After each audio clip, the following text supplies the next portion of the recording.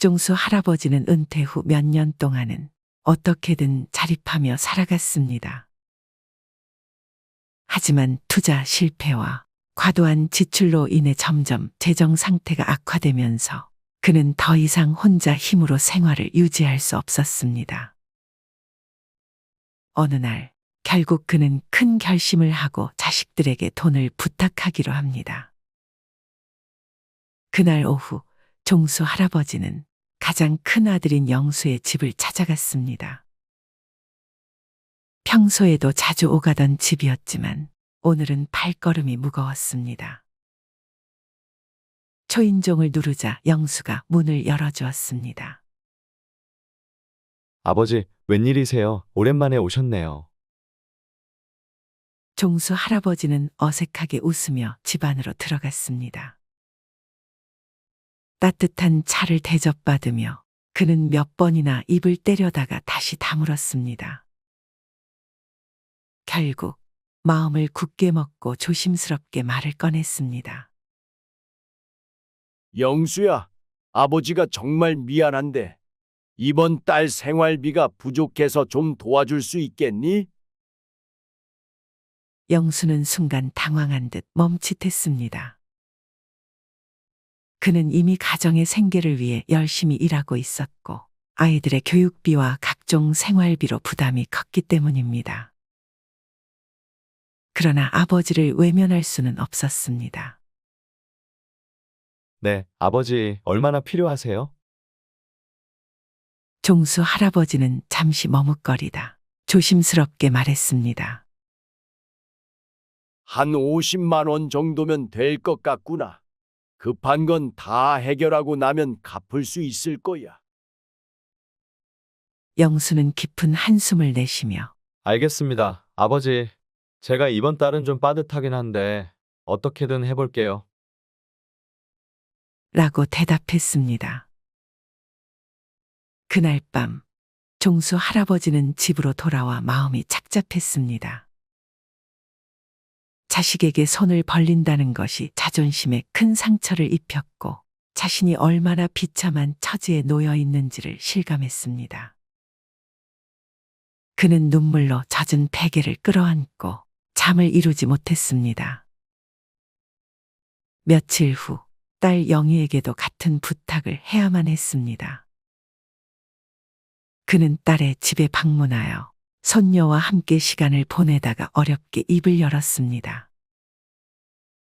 영희야, 아빠가 정말 미안한데 생활비가 좀 부족해서 말이다. 내가 조금 도와줄 수 있을까? 영희는 놀란 표정을 감추지 못했습니다. 아빠, 무슨 일이세요? 요즘 많이 힘드신가 봐요. 그녀는 아버지의 손을 잡고 걱정스러운 눈빛으로 물었습니다. 그래, 영희야. 아빠가 좀 어려운 상황에 놓였단다. 이번 달만 좀 도와주면 안 될까? 영희는 눈물을 참으며 물론이에요, 아빠. 제가 어떻게든 마련해 볼게요.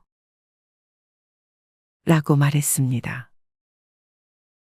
종수 할아버지는 자식들의 얼굴을 보며 더욱 마음이 무거워졌습니다. 자식들에게 짐이 된다는 사실이 그를 괴롭혔고 그는 자신이 잘못된 결정을 내렸음을 후회하며 자책했습니다. 자식들에게 손을 벌릴 때마다 그는 더욱 비참해졌고 그들에게 부담을 주는 자신의 처지가 너무도 서글펐습니다. 이렇게 박종수 할아버지는 말년에 자식들에게 돈을 부탁하며 비참한 나날을 보냈고 자식들은 그런 아버지 때문에 힘들어했습니다. 그는 자식들에게 미안함과 고마움을 동시에 느끼며 자신의 실수로 인해 가족 모두가 고통받고 있다는 사실에 깊은 후회를 했습니다. 종수 할아버지는 자식들에게 손을 벌린 이후 자신의 과거를 돌아보며 많은 후회를 하게 되었습니다. 그는 젊은 시절에 많은 잘못된 선택을 했다는 것을 깨달았습니다. 특히 몇 가지 지출은 그의 재정 상황을 악화시키는 큰 원인이었습니다. 첫째로 종수 할아버지는 젊었을 때 친구들과의 술자리에 많은 돈을 썼습니다. 그는 술을 좋아했고 친구들과 어울리는 것을 즐겼습니다. 매주 금요일 저녁마다 그는 친구들과 함께 술집에 가서 밤늦게까지 술을 마셨습니다. 그때는 재미있고 즐거운 시간이었지만 그렇게 쓴 돈이 한 달, 한 해를 넘어가며 상당한 금액이 되었음을 나중에야 깨달았습니다. 그는 그 돈을 저축하거나 투자했다면 지금과는 다른 상황이었을 것이라고 후회했습니다. 둘째로, 종수 할아버지는 무리한 모임과 회식에 큰 돈을 썼습니다. 회사에서 중요한 자리나 회식이 있을 때마다 그는 자신이 적극적으로 나서서 계산을 하곤 했습니다. 후배들과 동료들에게 좋은 인상을 주고 싶어 했기 때문입니다. 그는 자신의 지갑을 열며 후배들에게 인심을 베푸는 것이 당연하다고 생각했지만 그로 인해 쌓인 비용은 그의 재정에 큰 부담이 되었습니다. 셋째로, 종수 할아버지는 가족 여행에 많은 돈을 썼습니다. 그는 가족들과의 추억을 만드는 것이 중요하다고 생각해 자주 여행을 떠났습니다. 해외여행도 여러 번 다녀왔고 국내에서도 좋은 숙소와 맛있는 음식을 즐기기 위해 아낌없이 돈을 썼습니다. 물론 가족들과의 추억은 소중하지만 그로 인해 재정적 여유가 사라진 것을 후회했습니다. 넷째로, 그는 고급 소비품에 많은 돈을 썼습니다. 명품 가방, 고급 시계, 최신 전자기기 등을 사면서 그는 일시적인 만족감을 느꼈지만 나중에 그것들이 자신의 삶에 얼마나 큰 영향을 미쳤는지 깨닫게 되었습니다. 특히 명품 소비는 주변 사람들에게 자신을 과시하기 위한 것이었지만 그로 인해 큰 금액이 낭비되었습니다. 마지막으로 종수 할아버지는 자식들에게 과도한 지원을 했습니다. 자식들이 결혼할 때, 집을 장만할 때, 심지어 손자들의 교육비까지 그는 아낌없이 지원했습니다. 자식들을 도와주는 것이 부모의 당연한 역할이라고 생각했지만 그로 인해 자신의 노후 자금을 마련하지 못했다는 것을 후회했습니다. 이렇게 종수 할아버지는 자신의 과거를 돌아보며 많은 후회를 했습니다. 그는 자식들에게 부담을 주지 않기 위해 신중하게 재정 관리를 했어야 했다는 것을 깨달았습니다. 이번 사연 어떻게 들으셨나요? 여러분들은 인생의 세 번째 30년에 대해 생각해 보신 적이 있으신가요? 흔히들 은퇴 후에 30년을 준비하라고 합니다. 과거에는 은퇴 후의 삶이 심각한 고민거리가 아닌 남아있는 삶으로 받아들여졌습니다. 그러나 최근 우리 사회의 고령화가 빠르게 진전되고 베이비붐 세대의 은퇴가 본격화되면서 은퇴 후의 삶에 대한 관심과 우려가 점점 커지고 있습니다. 지금까지 대부분의 사람들은 노후 준비의 필요성을 인정하면서도 노후까지는 어느 정도 시간이 남아있고 또 어떻게든 해결되지 않을까 하는 막연한 생각으로 미래를 준비하는 것에 소극적으로 대응했습니다. 하지만 현실은 어떤가요? 연이은 글로벌 금융위기와 경기 침체 등으로 경제 상황은 녹록지 않고 조기 은퇴, 저금리, 저출산, 평균 수명 연장 등으로 노후에 대한 철저한 준비 없이는 다가올 인생의 후반기가 암담하기만 합니다. 이렇듯 인생 100세 시대는 우리에게 걱정과 두려움으로 다가오지만 얼마나 미리 체계적으로 준비하느냐에 따라 새로운 인생의 전환점이 될 수도 있을 것입니다. 오늘 영상 끝까지 시청해 주시면 여러분의 노후를 설계하는 데 큰 도움이 될 것입니다. 늙어서 돈 때문에 고생하지 않으려면 50대부터 돈 씀씀이에 특히 주의해야 합니다. 노후 전문가들은 자산이 많지 않아도 평소 작은 노력에 따라 노후 생활이 달라질 수 있다고 말합니다. 20, 30대 때 실패하면 벗어날 수 있는 기간이 길어 다시 회복할 수 있습니다. 실패를 거울 삼아 전화위복의 계기가 될 수도 있죠. 그러나 50대가 넘으면 장기적인 수입을 기대할 수 없기 때문에 회복이 거의 불가능합니다. 50대가 지나면 정년 퇴직이 가까워집니다. 안정적인 수입을 기대하는 기간도 짧습니다. 요즘에는 수명이 늘어나 정년 후에도 재고용 제도를 활용하여 일하고 싶다는 사람이 많습니다. 하지만 재고용되어 일한다고 해도 수입은 현저하게 떨어질 것입니다. 50대 이후에는 돈 씀씀이에 실패할 경우 일을 만회할 시간적 금전적 여유가 없습니다. 50대가 되면 직장에서 위치도 가장 정점에 있고 수입도 많습니다. 은퇴를 하면 상당한 퇴직금도 목돈으로 수정에 들어옵니다. 그러나 언제까지 살지, 앞으로 어떤 일이 벌어질지 몰라 불안해하는 게 사람의 심리입니다. 그래서 수중에 있는 돈을 굴리고 싶어집니다. 이때를 조심해야 합니다. 첫 번째는 돈 관리를 전문가에게 그냥 미루는 것입니다. 퇴직한 지 얼마 안 되는 60대 지인 중 퇴직금 등으로 수중에 1억 5천만 원의 자금이 생겼습니다. 처음에는 은행 3곳에 분산 투자에 넣어 두었습니다. 이자가 낮아 자금을 굴려볼까 고민하던 차에 은행 직원이 이율이 높고 6개월 단위로 단기 투자할 수 있는 독일 국채 상품 DLF 투자를 권유했습니다. DLF란 말은 들어보지도 못한 생소한 투자 상품이지만 은행 직원이 하도 안전하고 이율도 높다고 투자를 권유하기에 다른 은행에 넣어둔 자금까지 끌어와 몽땅 투자를 하고 말았습니다. 지인은 걱정이 되어 은행 직원에게 괜찮겠냐고 몇 번이나 물었지만 걱정 마시라, 돈 있는 사람들은 이렇게 돈을 번다고 안심시켰습니다. 상품 설명서에는 원금을 모두 잃을 수 있다는 내용이 있지만 빼곡하게 적힌 설명서를 모두 꼼꼼하게 읽어보는 사람은 거의 없습니다. 은행 직원의 말이니 믿고 투자하는 사람이 대부분입니다. 제 지인은 결국 투자 실패로 원금의 60%를 잃고 불안한 나날을 보내고 있습니다.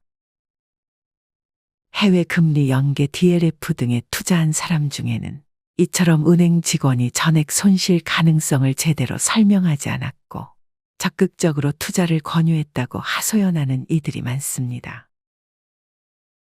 이러한 생소한 투자 상품에 투자한 사람은 65세 이상 고령층이 45.7%에 달했습니다.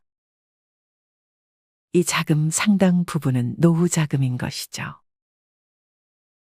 각 연령대 중에서 자산을 가장 많이 가지고 있는 연령층이 50대, 60대지만 돈에 대한 불안은 가장 큽니다. 노후 생활에 대한 걱정 때문입니다. 그래서 투자에서 돈을 굴리려는 욕망이 강합니다. 문제는 금융회사들도 이들의 심리를 훤히 꿰뚫어 보고 있다는 것입니다. 자금은 많은데 돈에 대한 불안감이 가장 큰 50대, 60대는 금융회사로서는 최고의 타겟입니다. 월스트리트 주식 전문 트레이더 출신이 고객의 요트는 어디 있는가? 라는 금융 전문가들을 비판하며 낸 책이 있습니다. 은행원, 증권사 직원, 자산운용사 직원들이 고객의 돈을 맡아 운용수수료를 높여 인센티브를 받아서 요트를 살 정도로 부자가 되지만 정작 고객들은 돈을 불리지 못하는 현실을 비판하는 말입니다. 금융회사는 수수료로 먹고 삽니다. 저위험 상품은 수수료가 높지 않기 때문에 수수료가 높은 위험 상품을 누군가에게 팔아야 합니다. 이때 가장 좋은 타겟이 5, 60대 투자가입니다. 물론 전문가로부터 자문을 받는 것도 중요하지만 이것도 제대로 된 전문가를 선택해야 합니다. 금융회사 영업맨들이 수수료가 높은 고위험 상품을 팔면서 원금 손실에 대한 위험성을 대충 얼버무립니다. 대신 높은 수익에 대한 기대감만 부풀리는 경우가 대부분입니다. 상품에 대한 지식이 전혀 없는 50대, 60대 투자가들은 섣불리 고위험 상품에 투자했다가 소중한 노후 자금을 잃는 경우가 다반사입니다. 그러니까 50대, 60대가 되면 투자해서 돈을 벌겠다는 생각 자체를 아예 버리는 것이 좋습니다. 정 투자하고 싶으면 자신이 직접 공부해서 전체 자금의 30% 내에서 원금 손실을 감수하고 투자해야 합니다. 내 돈에 대한 책임은 궁극적으로 나에게 있다는 마음가짐으로 믿고 맡길 만한 전문가를 신중히 선택해야 합니다. 돈에 대한 욕심은 결국 화를 부릅니다. 두 번째, 큰 돈보다는 작은 돈에 신경 쓴 것입니다. 퇴직, 은퇴 후 한 푼 더 아껴 쓰려고 더욱더 작은 돈까지 신경 쓰실 겁니다. 대부분 사람들은 콩나물 사려는데 조그만 돈 아끼려 깎고 은행 수수료 절약 등에 신경 쓰면서 정작 큰 돈 지출에는 덜 고심한다고 합니다. 우유를 사는데 이 슈퍼에는 2,500원이고 조금 먼 대형마트는 2,000원이라면 대형마트까지 가서 구입하려고 노력을 하시죠. 그런데 정작 자녀 혼수품 장만 시, 전자제품 구입 시 30에서 40만 원은 별거 아니라는 생각에 충분히 더 싸게 살 수 있음에도 굳이 여러 곳을 비교하지 않는다는 것입니다. 똑같은 제품을 비교 없이 그냥 백화점이 낫겠지 하고 구입들 하십니다. 또 예를 들어 부동산 매매 시 집을 사고 파는 시기와 거래 대상에 따라 수천만 원 더 절약할 수도 있습니다. 중개수수료 문제도 그렇지요. 수수료 절약 묘법들도 있는데 그럼에도 보통 사람들은 이를 고려하지 않는다는 것입니다. 큰 액수 단위 거래가 익숙치 않고 집 관련 정보 수집을 번거롭다 생각하기 때문입니다. 한 번에 나가는 큰 돈을 아끼지 못한다면 그간 작은 돈을 여러 번 아꼈던 노력이 모두 물거품이 됩니다. 절약 습관이 헛수고가 되지 않기 위해서는 푼돈보다 목돈 나갈 때 줄이는 방안이 필요합니다. 세 번째, 50대, 60대에는 자신에 대한 합리화 사치를 조심해야 합니다. 30년 이상 직장 생활을 하다 은퇴를 하면 인생이 허무해집니다. 고생했던 자신을 위로하고 싶은 충동이 생깁니다. 아무짝에도 필요 없지만 그동안 갖고 싶었던 외제차에 수천만 원을 쓰는 사람도 있습니다. 인생 뭐 있냐는 기분에 1,000만 원이 넘는 크루즈 여행을 떠나는 사람도 있습니다. 물론 금전적인 여유가 되면 좋겠지만 노후 자금 걱정을 하면서도 순간적인 충동 때문에 일을 저지르는 사람들이 의외로 많습니다. 퇴직금을 전제로 한 자산에 대한 사치는 노후 파탄으로 이어진다는 사실을 알아야 합니다. 노후에는 생각지도 못한 지출이 생깁니다. 그중 대부분이 의료비입니다. 평생 의료비의 절반 이상을 70대 이후에 쓰게 됩니다. 퇴직금은 회사에서 주는 보너스가 아닙니다. 어디까지나 자신이 일하여 번 급여의 일부분입니다. 이런 소중한 퇴직금을 함부로 낭비하면 노후 생활을 감당하기 힘들어집니다. 네 번째, 60대부터는 가계를 무조건 슬림화해야 합니다. 퇴직, 은퇴 전이라면 지출은 반드시 수입 범위 내에서 해야 합니다. 퇴직 은퇴 후에는 소득 내 지출 원칙으로 은퇴 전 소득의 50% 내에서 소비하는 습관을 가져야 합니다. 현역 때처럼 돈을 지출하면 안 됩니다. 그런데 좀처럼 전에 비해 소비가 줄여지지 않는다고 말씀하는 분들이 많습니다. 퇴직금 등 쌓아놓은 목돈이 푹푹 줄어드는데도 말입니다. 미래 소득을 과하게 당겼으면 미래가 불안해진다는 점을 꼭 염두해 주셔야 합니다. 소득이 줄어들면 씀씀이도 함께 줄여야 합니다. 당연한 논리이고 실천이 어려울 것 같지 않지만 은퇴자들은 이구동성으로 그게 생각처럼 그렇게 쉽지 않다고 합니다. 오히려 은퇴 생활 초기에는 취미와 여가 활동이 늘어나면서 비용이 더 들어가기도 합니다. 씀씀이를 줄이는데도 연습이 필요합니다. 은퇴가 얼마 남지 않았다면 덜 쓰고 불편하게 살면서 씀씀이를 줄이는 연습을 해야 합니다. 구체적으로 현재 생활비를 계산해보고 더 적은 예산으로 미리 생활해보는 것이 큰 도움이 됩니다. 50대, 60대 때 자산운용에 실패해서 70대에 파산하게 되면 자식들에게 큰 부담이 될 것입니다. 5번째, 로또를 사는 것입니다. 로또를 사는 사람들은 로또를 사지 않으면 대박의 기회조차 노릴 수 없다고 말합니다. 하지만 로또에 당첨될 확률은 극히 희박합니다. 당첨을 바라고 로또를 사는 것은 끊임없는 희망 고문이나 마찬가지입니다. 물론 로또 사는데 드는 돈이 크지 않다고 항변할 수도 있지만 작은 돈도 모으면 무시할 수 없습니다. 뱅크레이트의 2019년 보고서에 따르면 미국인들은 한 달에 평균 8만 6천 원을 로또 사는데 썼다고 합니다. 미국인들이 로또 사는데 평균적으로 지출하는 돈만 1년간 모아도 약 100만 원입니다. 자잘한 소비 습관이 계속된다면 이게 죽어서 내 관 속에 넣어갈 수 있는 물건인가를 생각해 보세요. 무언가 구매욕일 때 이 말을 자문해 보면 불필요한 소비를 줄이는데 큰 도움이 될 것입니다. 일례로 근사해 보이는 옷을 봤을 때 예전에는 강림한 지름신을 영접부터 하고 봤다면 지금은 입을 옷은 이미 충분히 있고 더 필요한 옷은 이제 수의안 버리면 족하지 않은가.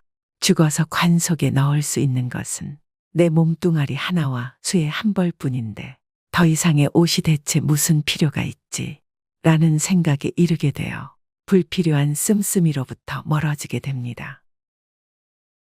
하루 최소 3시간씩 걷기를 일상화하다 보니 골프와 자동차도 필요 없어 처분하게 되고 남의 시선을 의식하는 거칠애나 허세 따위는 아무 부질없음을 깨닫게 됩니다. 이젠 그저 좋은 사람들과 웃고 떠들며 맛있는 거 사 먹을 수 있는 정도면 충분히 차고도 넘친다 여겨집니다. 이어 노후 준비를 위해 꼭 명심해야 할 몇 가지를 알려드리겠습니다. 우선 자신을 분석해야 합니다. 은퇴 시기를 냉정히 돌아보세요. 이후 자신이 원하는 한 달 생활비 목표치를 정한 뒤 어떻게 목표 소득을 벌지를 구체화합니다. 현재 저축은 얼마나 했는지, 자산 중 부채 비율은 어느 정도인지 함께 살펴보세요. 국민연금, 개인연금 수령액도 점검하고 늦어도 55세 전에 재무설계 등 전문가 상담을 받는 것이 좋습니다. 또 자신만의 최저 생활비를 찾아야 합니다. 국민연금연구원이 1만 2천 명을 조사한 결과 고령 부부 노후 생활비로 필요한 돈은 월 평균 220만 원이라는 결과가 나왔습니다. 적지 않은 액수입니다.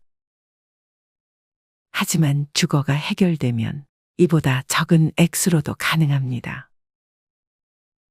현재의 지출에서 저축액, 자녀 교육비, 아파트 관리비 등의 금액을 빼면 생활비가 의외로 낮아집니다.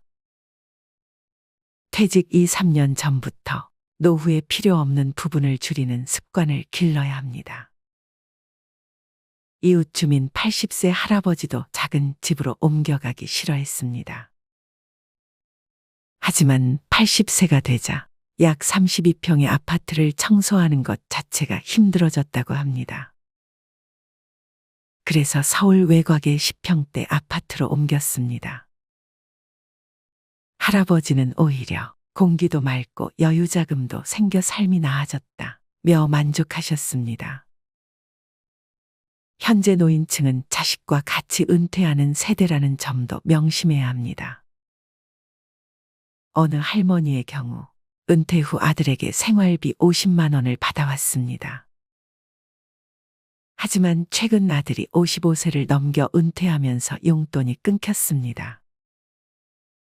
또한 곧 은퇴를 앞둔 50대 후반의 직장인들도 은퇴 전 아들 결혼 자금을 준비하려 했지만 그러다간 은퇴 후 한 달 생활비가 50만 원 줄어든다는 진단을 받고 포기했다고 합니다. 그분은 내 노후가 어려워져 생활비를 받는 것이 자식에게 더 부담을 준다고 생각했다고 말했습니다.